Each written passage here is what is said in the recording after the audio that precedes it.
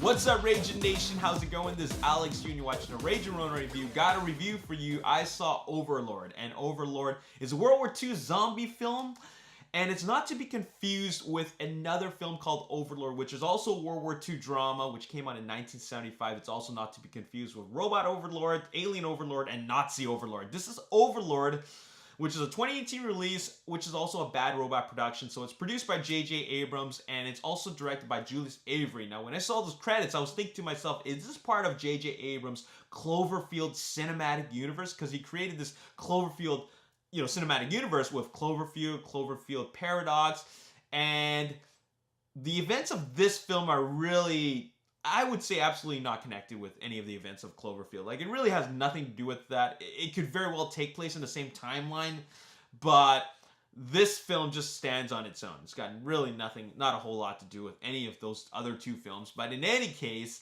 this is a World War II zombie film, which is totally like exploitation era, like filmmaking. It's got B-movie written all over it.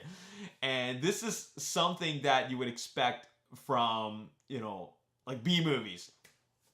So, I'm not sure if you're aware, but there's a lot of other fantasy-themed or Nazi-themed fantasy movies where they have, Hitler or Nazi scientists trying to create super soldiers or powers of the dead or whatever, trying to create like the ultimate army. Like, for example, in Raiders of the Lost Ark. I mean, when Wonder Woman, they did it, but that was World War I. And then there's Wolfenstein, the video game. So they're like, this is a theme that, we're really quite familiar with, and now we're getting this in a film, Overlord.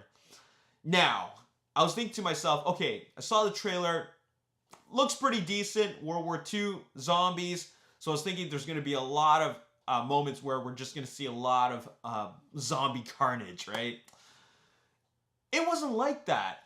It was, it played out like a World War II movie. Starts out like a normal World War II movie. Like, it actually even has a little bits of like Inglourious Bastards thrown in there. Like a little bit of that touch, right?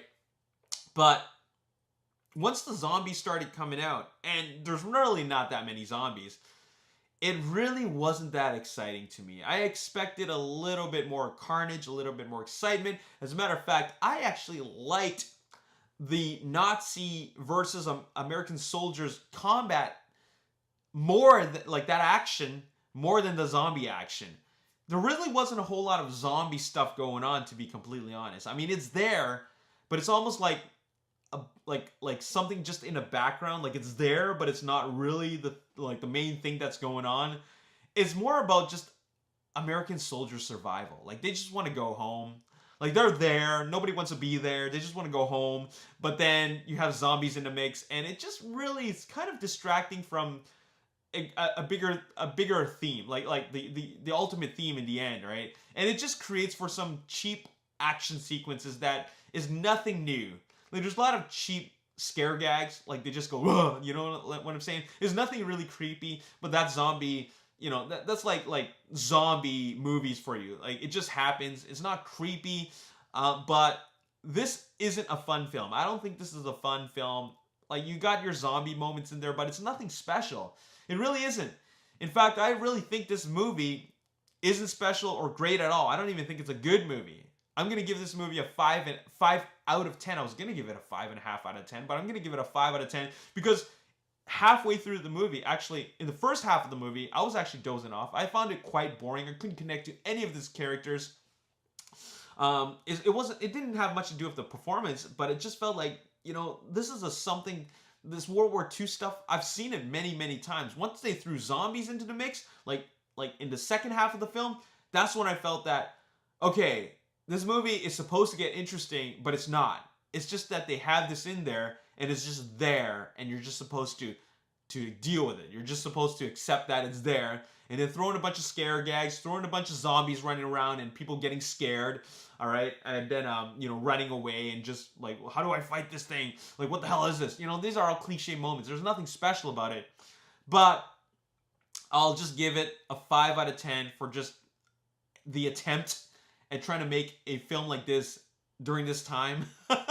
So they did a decent job, but it unfortunately wasn't enough to really create something special. I don't even think they had anything really that promising. Like the premise wasn't that promising. It was just an idea that just fell flat. So there were some times where I was entertained, but I'll give it a 5 out of 10. It's really not that great of a movie, and you really can skip this film. 5 out of 10, and I think I'm being generous. As always, if you enjoyed this review and you want to see more, make sure you hit the like button, subscribe to the YouTube channel, like me on Facebook, The Ragin Nation, also follow me on Twitter, Ragin Nation. My name is Alex. Thanks for watching, and see you next time. Peace.